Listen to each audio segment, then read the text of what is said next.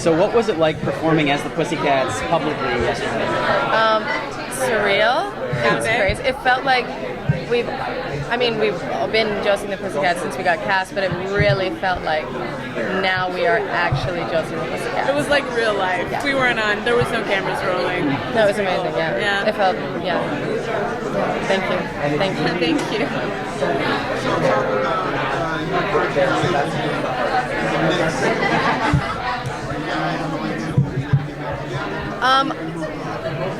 I think she's over it, to be honest. She's on to the next thing, career. I don't think she's caught up in the Archie drama. Archie's got too much baggage for Valerie.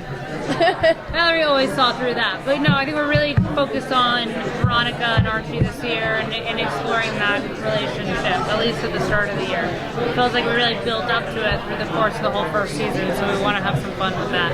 What are we going to see from you guys this season since you guys are not all? I think in terms of a lot more music, great songs, because I feel like the songs only get better and better. And I think more storyline in terms of like what's going on within the group.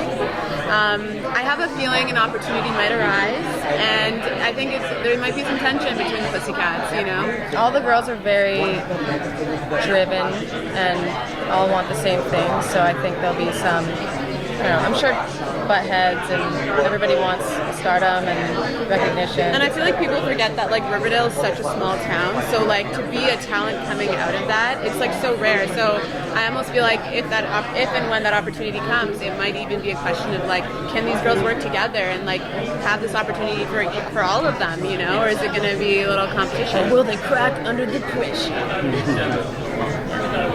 Are we going to get to see Melody talk a little bit more? I hope so.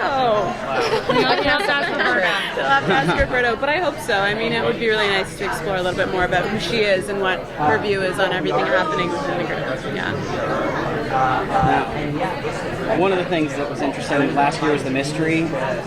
There's apparently a new one. What can you tell us about that? Yeah, I mean, it was really important to us that we solved the first season mystery in the first season. You know, we didn't want... I've had the experience so as Roberto, being big fans of shows that then sort of like drag out the mystery.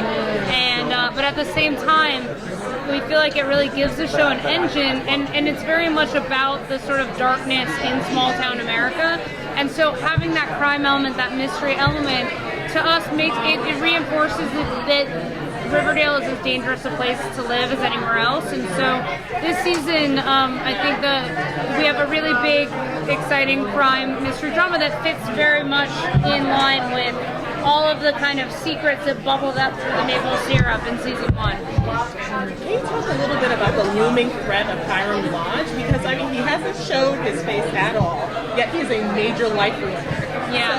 So now that we can expect to see him. Yeah, no, it's a lot of fun, and I think it's, we're really lucky to get Mark Consuelos coming in to play him, and we meet him right away in season 2, and he is a huge, I mean, he's a big threat, both on like the large scale of what his plans for Riverdale are, because he is sort of, you know, he likes to eat up resources, and then also it's really fun to see, like, I think that for Veronica and for the audience, there's a lot of confusion about Hermione. Was Hermione good? Was she bad? Was she complicit? Was she a victim? And so now a lot of we get to really explore that relationship because Hiram's back.